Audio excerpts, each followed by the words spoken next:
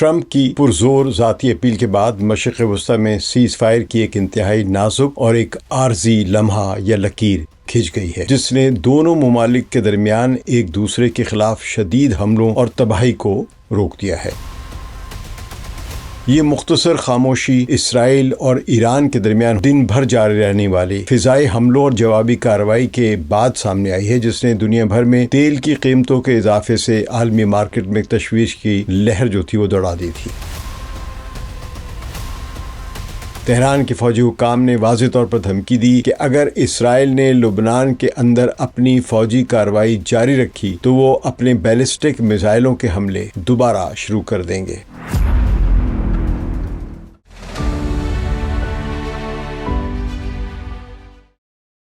ثقلین امام کا سلام قبول کیجیے۔ ٹرمپ کی پرزور ذاتی اپیل کے بعد مشرق وسطی میں سیز فائر کی ایک انتہائی نازک اور ایک عارضی لمحہ یا لکیر کھنچ گئی ہے، جس نے دونوں ممالک کے درمیان ایک دوسرے کے خلاف شدید حملوں اور تباہی کو روک دیا ہے۔ یہ مختصر خاموشی اسرائیل اور ایران کے درمیان ہونے والے ایک ایسے تباہ کن اور دن بھر جاری رہنے والی فضائی حملوں اور جوابی کارروائی کے بعد سامنے آئی ہے، جس نے دنیا بھر میں تیل کی قیمتوں کے اضافے سے عالمی مارکیٹ میں تشویش کی لہر جو تھی وہ دوڑا دی تھی، اور ساتھ ہی دوبارہ جنگ کی وجہ سے عالمی سطح پر امن کی کوششیں ڈی ریل ہوتی نظر آ رہی تھیں۔ تو یہ اچانک بھڑکنے والی آگ اس وقت شروع ہوئی جب اسرائیلی طیاروں نے لبنان کے دارالحکومت بیروت کے بیرونی اور جنوبی علاقوں پر، خاص کر داہیہ پر شدید بمباری کی، جس کے بعد خطے کے ان دو سب سے بڑے دشمنوں کے درمیان براہ راست فوجی ٹکراؤ کا ایک سلسلہ شروع ہوا، جس نے سب کو خوفزدہ کر دیا تھا کہ اب دنیا کا کیا مستقبل بنتا ہے۔ اس شدید لڑائی کے فوراً بعد ایران کی افواج نے باقاعدہ اعلان کیا کہ اسرائیل کے خلاف ان کے براہ راست میزائل حملوں کی پہلی لہر اب تھم چکی ہے، لیکن انہوں نے اس عارضی خاموشی کے ساتھ ایک بہت سخت شرط بھی لگا دی ہے۔ تہران کے فوجی حکام نے واضح طور پر دھمکی دی کہ اگر اسرائیل نے لبنان کے اندر اپنی فوجی کارروائی جاری رکھی تو وہ اپنے بیلسٹک میزائلوں کے حملے دوبارہ شروع کر دیں گے۔ اپنے ملک کے عوام اور اتحادی گروہوں کو صورتحال سے آگاہ کرتے ہوئے ایرانی قیادت نے اپنے اس حملے کو دشمن کے لیے ایک ایسا دردناک اور ضروری جواب قرار دیا جو لبنانی عوام کی کھلی حمایت میں کیا گیا تھا ایران کی جانب سے۔ تو سرکاری خبر رساں ادارے تسنیم نیوز ایجنسی نے ایرانی کمانڈرز کے بیانات کا حوالہ دیتے ہوئے یہ دعویٰ بھی کیا کہ دراصل دوسرے فریق یعنی اسرائیل نے خود جنگ بندی کی درخواست کی تھی، اور ایران کا اس شرط کے ساتھ راضی ہونا ان کی اپنی بہادری اور ثابت قدمی کا ثبوت ہے، یہ تسنیم نیوز ایجنسی نے کہا ہے۔ تاہم دوسری طرف تل ابیب سے ایک بالکل مختلف موقف سامنے آیا ہے۔ وہاں اسرائیل کے نجی ٹیلی ویژن چینل ہیں 12، اس کی رپورٹس میں سینئر اسرائیلی حکام کے حوالے سے تصدیق کی گئی کہ اسرائیل نے امریکی صدر ڈونلڈ ٹرمپ کی انتظامیہ کے مطالبات کا احترام کرتے ہوئے ایرانی سرزمین کے خلاف اپنی براہ راست فوجی کارروائیاں عارضی طور پر روک دی ہیں۔ تاہم اسرائیل کے وزیر اعظم بنیامن نتن یاہو نے یہ اشارہ دیا کہ یہ خاموشی تمام محاذوں کے لیے نہیں ہے۔ انہوں نے ایران کی حد تک حملے روکنے کی تصدیق کی ہے اور صدر ٹرمپ کے لیے احترام کا اظہار کیا ہے، یعنی یہ انہوں نے کہا کہ وہ ایران کی حد تک حملے روک رہے ہیں، تمام محاذوں پر حملے نہیں روک رہے ہیں، اور اس کے ساتھ یہ بھی عہد کیا کہ کسی بھی مستقبل کے حملے کا جواب پوری طاقت سے دیا جائے گا۔ ویسے اس دوران نتن یاہو یہ بھی کہہ رہے ہیں کہ اسرائیل کے حملے سے ایران جو ایٹم بم بنانے والا تھا وہ ہم نے ایٹم بم بنانے کا پورا پلانٹ تباہ کر دیا ہے۔ تو ڈونلڈ ٹرمپ اور ان لوگوں کی سیاست کا محور یہی ہے کہ ایران پر نیوکلیر بم کے الزامات لگا کر جنگ کو جواز دیتے رہیں۔ اس کے علاوہ اسرائیلی قیادت نے یہ بالکل واضح کر دیا کہ اگر لبنان کی مسلح تنظیم حزب اللہ کی طرف سے شمالی اسرائیل کے شہروں پر راکٹ حملے جاری رہے تو اسرائیل بیروت کے جنوبی علاقوں پر دوبارہ شدید حملے کرنے کے لیے پوری طرح تیار ہے، اور جنوبی لبنان میں ان کی فوجی کارروائیاں آنے والے دنوں میں پوری طاقت سے جاری رہیں گی۔ یعنی ابھی یہ جنگ بندی بہت ہی نازک مرحلے پر ہے، ابھی یہ جنگ بندی ایسی نہیں ہوئی ہے جس کی دنیا توقع کر رہی ہے۔ تو اس تباہ کن لڑائی کے بعد دونوں ممالک کے رہنماؤں نے فوری طور پر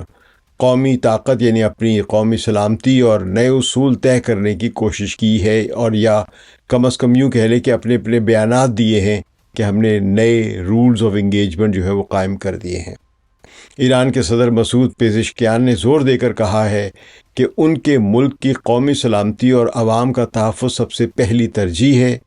انہوں نے اعلان کیا کہ اگر ان کا ملک اپنے حقوق کا سختی سے دفاع کرے اور کسی بھی دھمکی کے سامنے پیچھے نہیں ہٹے گا، لیکن وہ سفارتکاری یعنی پرامن مذاکرات اور ملکی دفاع کو قومی طاقت کے دو ایسے بازو سمجھتے ہیں جو مل کر کام کرتے ہیں۔ اسی بات کی بازگشت ایران کے پارلیمنٹ کے اسپیکر محمد باقر قالیباف کی بیان میں بھی نظر آئی ہے۔ انہوں نے یہ دلیل دی کہ فوجی کارروائیاں اور سفارتی کوششیں ایک دوسرے کے الٹ نہیں ہیں، ایک دوسرے کے مخالف نہیں ہیں، بلکہ یہ دونوں مل کر دشمن کو شکست دینے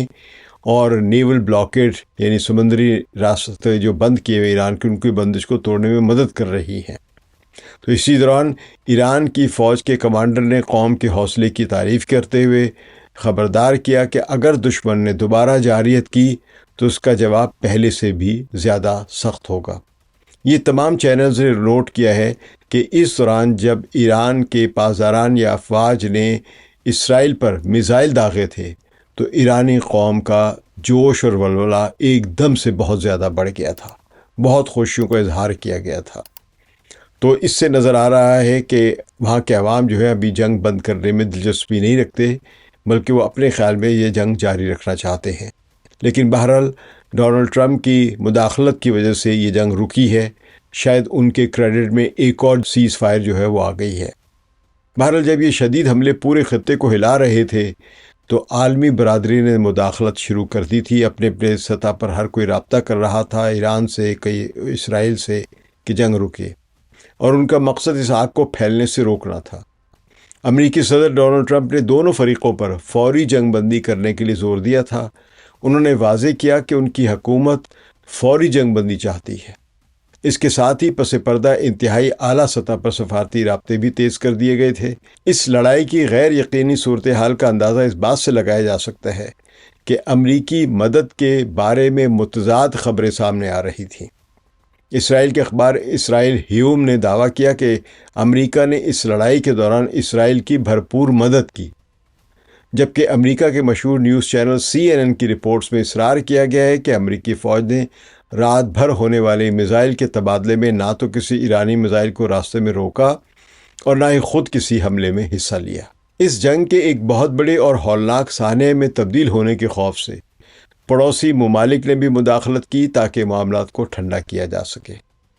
پاکستان کی حکومت نے، جس کے تہران کے ساتھ قریبی سفارتی تعلقات ہیں، ایک پرامن حل تلاش کرنے کے لیے فوری اور انتہائی سنجیدہ سفارتی کوششیں شروع کر دی ہیں۔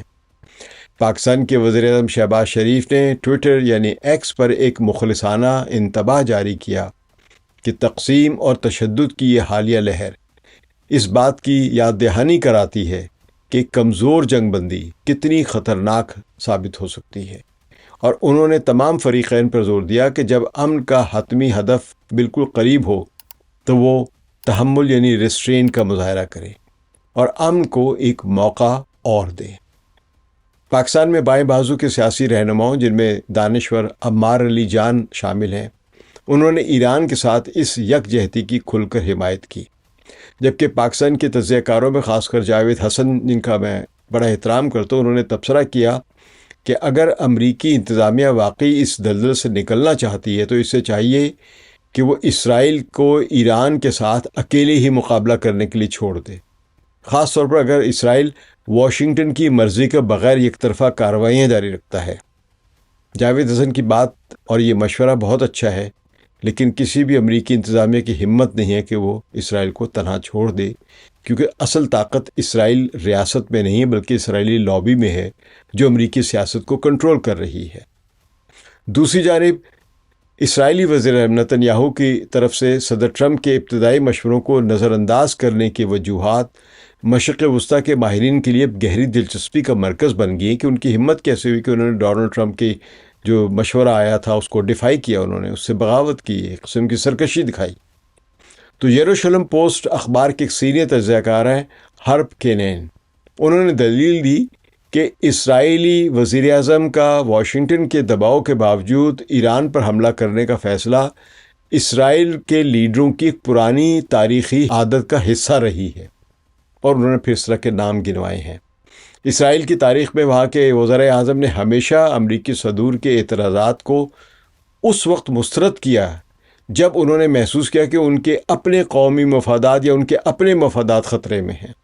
تو انہوں نے ماضی کی مثالیں دیتے ہوئے یاد دلایا کہ ڈیوڈ بن گورین جو شروع کے وزیر اعظم تھے، انہوں نے امریکی محکمہ خارجہ کی مخالفت کے باوجود سن 1948 میں اسرائیل کے قیام کا اعلان کیا تھا۔ لیوی ایشکول نے امریکی صدر لنڈن جانسن کی وارننگ کے باوجود 1967 کی 6 روزہ جنگ شروع کی تھی، اور مناہم بیگن نے سابق امریکی صدر ڈونلڈ ریگن جو مرحوم اب ہو گئے ہیں، ان کے غصے کی پرواہ کیے بغیر سن 1981 میں عراق کے اوسراق ایٹمی پلانٹ پر حملہ کرنے کا حکم دیا تھا۔ اسی طرح ایریل شیرون نے جارج بش کے دباؤ کے باوجود فلسطینیوں کے خلاف ملٹری آپریشن جاری رکھا، اور ایہود اولمرٹ نے سن 2007 میں شام کے ایٹمی پلانٹ کو تباہ کر دیا تھا، جبکہ واشنگٹن اس معاملے کو بات چیت سے حل کرنا چاہتا تھا۔ اس موجودہ صورتحال کے بارے میں تجزیہ کار ہرب کینن نے یہ نتیجہ نکالا ہے کہ وزیر اعظم نتن یاہو نے پیچھے ہٹنے سے اس لیے انکار کیا، یعنی ڈونلڈ ٹرمپ کی بات سے اس لیے سرکشی دکھائی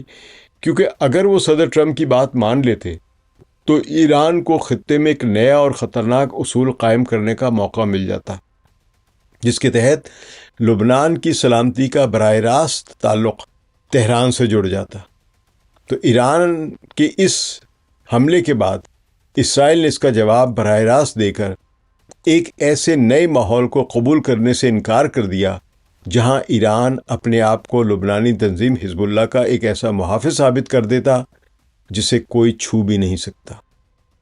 اس کے علاوہ نتن یاہو اپنے ملک کے اندرونی سیاسی مخالفین جیسے کہ نفتالی بینٹ ہیں یا یائر لیپڈ ہیں یا اوگڈور لیبرمین ہیں اور گارڈی آئزن کوٹ ہیں کہ اس پروپیگنڈے کو بھی، یعنی ان لوگوں کا جو پروپیگنڈا تھا اس کو بھی ناکام بنانا چاہتے تھے، جو انہوں نے کر رکھا تھا کہ یہ اب اسرائیل کو امریکہ کا پالتو اور بیرونی اشاروں پر چلنے والا ایک ملک بنا رہے ہیں، اور یہ وہ اس قسم کے رہنما ہیں جو امریکہ کے بہت تابع ہیں۔ لیکن اگر غور کریں تو ہرب کینن کی دوسری بات درست لگتی ہے، یعنی انہوں نے اندرونی سیاست کی کھپت کے لیے نتن یاہو نے ڈونلڈ ٹرمپ کے سامنے بظاہر سرکشی دکھائی ہے، لیکن پہلی بات وہ یہ کہ وہ اسرائیل کے اس پالیسی کو جو سپورٹ کرتے ہیں کہ اسرائیل نے ایران کے اس خطے پہ جو ایک بالادستی ہے وہ قائم نہیں ہونے دی، یہ بات کو زیادہ مناسب نہیں لگتی کیونکہ زمینی حقائق سے متصادم لگتی ہے۔ اس پر ہم ابھی بات کرتے ہیں، کیونکہ اس کے بالکل برعکس سیاسی تجزیہ کاروں کی ایک بڑی تعداد نے اس 24 گھنٹے سے بھی کم کی جنگ کو تہران کے لیے ایک بہت بڑی اور اہم اسٹریٹجک یعنی دور رس فائدے کی فتح قرار دیا ہے۔ نہ صرف یہ کہ اس نے ثابت کیا کہ وہ اپنے اتحادی کے لیے جنگ کے لیے تیار ہے اور کسی بھی حد تک جا سکتا ہے ایران، اس نے اور بھی وہ بہت کچھ دکھایا ہے۔ ایرانی نژاد امریکی ریسرچر تریتا پارسی سمیت دیگر دانشوروں نے دلیل دی کہ ایران نے کامیابی سے دنیا کو دکھا دیا کہ اس کی روک تھام کا نظام اب بالکل بدل چکا ہے، یعنی اب وہ دشمن کے خلاف جو مزاحمت ہے وہ کسی اور طریقے سے کر رہا ہے۔ اس نے یہ ثابت کیا کہ وہ اپنے علاقائی اتحادیوں پر ہونے والے حملوں کے جواب میں اسرائیل کے خلاف براہ راست اپنی ملٹری پاور استعمال کرنے کی بھرپور صلاحیت اور ہمت رکھتا ہے۔ تو تریتا پارسی نے نوٹ کیا کہ گزشتہ کئی دہائیوں میں یہ پہلا موقع ہے کہ جب خطے کی کسی طاقت نے اسرائیل کی فوجی کارروائیوں کے سامنے اس طرح اپنی سخت ملٹری پاور کا مظاہرہ کیا جب کسی تیسرے ملک پر حملہ کیا گیا ہو۔ یعنی اسرائیل نے حملہ کیا تھا لبنان پہ، اور ایران نے لبنان پر حملے کے جواب میں براہ راست اسرائیل پر حملہ کیا۔ یہ بہت عرصے کے بعد دیکھنے میں آئی ایسی بات۔ اپنی سرحدوں سے باہر نکل کر جواب دینے سے ایران نے یہ ثابت کر دیا کہ اس کا دفاعی دائرہ اب وسیع ہو چکا ہے، اور یہ اب صرف ایرانی سرزمین کے تحفظ تک محدود نہیں، بلکہ یہ اس کے تمام ریجنل پارٹنرز کے سر پر ایک حفاظتی چھتری یعنی سیکیورٹی امبریلا کی طرح پھیل گیا ہے۔ فلسطینی تنظیم حماس کے ترجمان حازم قاسم نے بھی اس بات کی تصدیق کی کہ تہران نے غزہ سمیت تمام محاذوں پر جاری اپنی سفارتی اور فوجی کوششوں سے انہیں آگاہ رکھا ہے، اور انہوں نے فلسطینی جدوجہد میں ایران کے تاریخی اور مالی امداد کے کردار کی تعریف کرتے ہوئے خطے کی تمام اسلامی مزاحمتی تنظیموں کے اس مشترکہ ماڈل کو بڑا جائز اور درست قرار دیا ہے۔ تو اس لڑائی کے پریکٹیکل ریزلٹس نے یہ ثابت کر دیا ہے کہ ایران اپنے اتحادیوں کی مدد کے لیے کسی بھی حد تک جانے کے لیے تیار ہے، جس نے مشرق وسطیٰ کی پرانی اسٹریٹجک کیلکولس جو ہے، حساب کتاب جو ہے، اس کو یکسر بدل کر رکھ دیا ہے۔ مشرق وسطیٰ کے امور کے ایک ماہر ڈینس سینٹرینو فیتش، ان کے تجزیے کے مطابق تہران کی موجودہ قیادت اب ایک ایسے نظریے پر عمل پیرا ہے جہاں میزائلوں اور ڈرونز کے ذریعے قائم کیے گئے حقائق روایتی سفارتی خاموشی پر بھارے پڑ جاتے ہیں۔ یعنی جو باقر قالیباف نے کچھ عرصے پہلے کہا تھا کہ ایران نے جو کچھ بھی حاصل کیا ہے میزائلوں کی مدد سے حاصل کیے ہے، مذاکرات کے ذریعے نہیں، تو ڈینس یہ کہتے ہیں کہ یہ رویہ ایران کی ایک نئی اور زیادہ جارحانہ پالیسی کو ظاہر کرتا ہے، جسے ہم اسلامک ریپبلک 3 یعنی ایران کا نیا سیکیورٹی ماڈل کہہ سکتے ہیں، جو پرانی اسٹریٹجک پیشنس یعنی صبر کی پالیسی کو مسرت کرتے ہوئے فوراً فوجی جواب دینے پر یقین رکھتا ہے۔ جب اسرائیل نے بیروت کے داہیہ نامی علاقے پر حملہ کیا، بمباری کی، تو ایران اپنے اتحادیوں کے پیچھے نہیں چھپا، بہانے نہیں بنائے، بلکہ تہران نے اپنی سرزمین سے شمالی اسرائیل کی طرف براہ راست بیلسٹک میزائلوں کی بارش کر دی، اور رامات ڈیوڈ جیسے اہم ایئر بیسز جو ہیں ان کو نشانہ بنایا۔ تو یہ پیغام دیا کہ وہ اپنے پورے نیٹ ورک یعنی جو ان کا ایکسس آف ریزسٹنس کا جو نیٹ ورک ہے اس کا دفاع اپنی بقا کا مسئلہ سمجھتا ہے۔ اس جنگ کے خطرے کو مول لینے کے لیے ایرانی فیصلے نے پرانی حدود و قواعد کو توڑ دیا ہے۔ تو تجزیہ کاروں کا کہنا ہے کہ ایران نے بڑی ہوشیاری سے لبنان کی سلامتی کو بین الاقوامی سفارتی مذاکرات کے ساتھ جوڑ دیا، اور یہ ثابت کر دیا کہ وہ جب چاہے عالمی منڈی میں تیل کی قیمتوں کو بڑھا سکتا ہے اور امریکہ کی ثالثی میں ہونے والی بات چیت کو روک بھی سکتا ہے۔ تو تہران اور اصفہان میں اپنے فوجی ٹھکانوں پر اسرائیلی حملوں کو برداشت کرنے کے باوجود اور صدر ٹرمپ کو عوامی سطح پر صلاحیت کا مظاہرہ کر کے اسرائیل کو مزید آگے بڑھنے سے روکنے پر مجبور کر کے ایران نے اس ایک دن کی جنگ کو ایک بہت بڑے عالمی فائدے میں بدل دیا ہے۔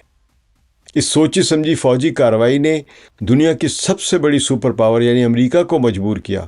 کہ وہ اسرائیل کا ہاتھ پکڑے، اور یوں ایران نے اپنی حامی تنظیموں کے اتحاد کو کمزور ہونے سے بچا لیا ہے۔ اس اسٹریٹجک تبدیلی کی سب سے بڑی وجہ مشرق وسطیٰ کے مختلف محاذوں پر قائم ایکسس آف ریزسٹنس یعنی اسرائیل مخالف جو مزاحمتی بلاک ہے اس کا ایک ہونا ہے، اور ان کا آپس میں ایک ویل کوآرڈینیٹڈ ہونا ہے۔ اس لڑائی نے واضح کر دیا کہ لبنان کی حزب اللہ، یمن کی انصار اللہ یعنی حوثی الائنس جو ہے، اور عراق کی الحشد الشعبی نامی جو عسکری تنظیمیں ہیں، اب الگ الگ کام کرنے والے گروہ نہیں ہیں، بلکہ یہ سب مل کر ایک ویل کوآرڈینیٹڈ، ایک مربوط اور ایک واحد فوجی نظام بن چکے ہیں۔ جب حزب اللہ نے شمالی اسرائیل پر راکٹ داغ کر اس سلسلے کا آغاز کیا اور جواب میں بیروت پر شدید اسرائیلی حملے ہوئے، تو اس پورے نیٹ ورک نے مل کر جواب دیا۔ ڈینس سینٹرینو فیتش جو ہیں انہوں نے اس بات پر زور دیا کہ اس لڑائی میں مختلف عرب گروپوں کا شامل ہونا ایران کے اس پرانے اصول کی عکاسی کرتا ہے جس کے تحت اتحاد کے کسی بھی ایک رکن پر حملہ سب پر حملہ تصور کیا جائے گا اور اس کا جواب سب مل کر دیں گے۔ یہی بات نیٹو کے آرٹیکل 5 میں لکھی ہے، لیکن اس چیز کو ثابت کیا ہے ایران نے۔ تو یمن کی انصار اللہ کے میزائل حملے کی ٹائمنگ ایران کے آپریشن نصر سے کوآرڈینیٹڈ تھی، جو کوآرڈینیٹڈ فوجی منصوبہ بندی کا ایک گہرا ثبوت ہے۔ انصار اللہ نے اسرائیل کے شہروں پر بیلسٹک میزائل داغ کر اس جنگ کا دائرہ بحر احمر اور سمندری راستوں تک پھیلا دیا ہے، جبکہ اسی دوران عراق کے اندر موجود مسلح گروہوں نے بھی کارروائیاں شروع کر دی، بلکہ اتنا دباؤ ڈالا کہ عراق کی اسمبلی میں یہ قرارداد منظور ہوئی کہ امریکہ جلد از جلد یہاں سے بستر بوریا لپیٹ کر نکلے۔ تو اس سے اسرائیل کا جو ایئر ڈیفنس سسٹم ہے وہ بھی شدید دباؤ میں آیا، کیونکہ اسرائیل نے امریکہ کی کنٹرول میں جو عراق کی ایئر سپیسز کو استعمال کیا تھا ایران پر حملے کے لیے، لیکن عراق کے اندر اب یہ دباؤ بڑھ رہا ہے کہ امریکہ جو اس ایئر سپیس کو کنٹرول کرتا ہے اور اس نے اسرائیل کو یہ موقع دیا کہ وہ ایئر سپیس کو استعمال کر کے ایران پر حملہ کرے، وہ یہاں سے نکل جائے۔ تو ہزاروں میل کے فاصلے پر پھیلے ہوئے ان گروہوں کے آپس کے بہترین کوآرڈینیشن نے ثابت کیا ہے کہ یہ اتحاد بیک وقت کئی سمتوں سے حملہ کر سکتا ہے، جس کی وجہ سے دشمن کو اپنی فوج اور انٹیلیجنس کے تمام وسائل کو مختلف محاذوں پر ڈپلوائے کرنا پڑتا ہے اور وہ کمزور ہو جاتے ہیں۔ تو اس کے علاوہ ایک اور ایرانی نژاد امریکی ریسرچر ہیں بہت معروف، نرگس باجوغلی، انہوں نے اس بات پر روشنی ڈالی کہ اس جنگ نے ایرانی قیادت کے اندر ایک بہت بڑی تبدیلی کو بے نقاب کیا ہے، یعنی واضح کیا ہے۔ اور اسی موضوع پر انہوں نے ابھی کچھ دن پہلے فارن افیئرس جو کوارٹرلی ایک میگزین ہے امریکہ کا، اس میں ایک بڑا طویل سا آرٹیکل بھی لکھا جو میں نے پیش بھی کیا تھا یہاں پہ۔ تو نرگس باجوغلی کا کہنا ہے کہ وہ ایران جو اس جنگ سے پہلے موجود تھا اب نہیں رہا، بلکہ اب تہران میں ایک نئی زیادہ پر اعتماد اور کم خوفزدہ نسل کے رہنماؤں نے ایران کی قیادت سنبھال لی ہے۔ یہ نئی قیادت اپنے بزرگوں کے مقابلے میں بہت زیادہ نڈر ہے اور وہ میدان جنگ اور مذاکرات کی میز کو ایک ساتھ استعمال کرنے کی قائل ہے۔ اسی طرح کے خیالات کا اظہار مشہور ایرانی نژاد امریکی صحافی ہومن مجد نے بھی کیا ہے، جن کا کہنا ہے کہ اب مغرب کو اس حقیقت کو تسلیم کرنا پڑے گا کہ ایران کی حکومت کو بدلنے کا واحد طریقہ یہ ہے کہ وہاں لاکھوں امریکی فوجیوں کے ساتھ ایک بہت بڑی اور تباہ کن زمینی جنگ لڑی جائے، اور یہ ایک ایسا ہولناک آپشن ہے جس کی تباہی اور نقصان کا اندازہ لگاتے ہوئے خود امریکی صدر ٹرمپ کی حکومت بھی اسے ناممکن سمجھتی ہے۔ جب تیل کی قیمتیں اوپر نیچے ہو رہی تھیں اور دنیا بھر کے دارالحکومتوں میں سفارتکار پریشانی میں بھاگ دوڑ کر رہے تھے، تو بین الاقوامی تجزیہ کاروں کا اتفاق ایک تلخ حقیقت پر ہو گیا ہے، جس کا اظہار سعودی عرب کے ایک تجزیہ کار ہیں عبدالسلام صالح۔ انہوں نے ٹویٹر اکاؤنٹ پر اپنے ایک تبصرے میں اس کا اشارہ کیا ہے کہ امریکی حکومت کا ظاہری رویہ یہ دکھاتا ہے کہ وہ اب اسرائیل کی ہر یک طرفہ جنگ کی ذمہ داری اٹھانے کے لیے تیار نہیں ہے۔ اسی لیے واشنگٹن کو پاکستان جیسے ممالک کے ذریعے اس معاملے کو، یعنی یہ جو جنگ ہوئی تھی، اس کو حل کرنے کے لیے بھاگ دوڑ کرنی پڑی۔ تو اب تک کی صورتحال نے یہ ثابت کر دیا ہے کہ خطے میں دیر پا امن کی چابیاں اب صرف تل ابیب یا واشنگٹن کے پاس نہیں، بلکہ حقیقی امن کے لیے مشرق وسطیٰ کے ایکسس آف ریزسٹنس کے ان تمام پیچیدہ اتحادوں کو تسلیم کرنا ہوگا۔ صرف فوجی طاقت کے استعمال کی حد کو سمجھنا ہوگا کہ فوجی طاقت کی ایک لمٹ ہے۔ ملٹری پاور کسی حد تک کام کر سکتی، ہر چیز کا حل نہیں نکال سکتی، اور امریکہ کو ان غیر جانبدار علاقائی ثالثوں کو شامل کرنا ہوگا جو شروع سے یہ وارننگ دے رہے ہیں کہ پائیدار سلامتی کبھی بھی تشدد اور جنگ اور تباہی کے راستے سے حاصل نہیں کی جا سکتی ہے۔ اسی لیے اب وقت آ گیا ہے کہ امریکہ مسئلہ فلسطین کے حل کے لیے فلسطینی رہنماؤں سے بھی مذاکرات کرے۔ شکریہ۔ ثقلین امام کو اجازت دیجیے۔ خدا حافظ۔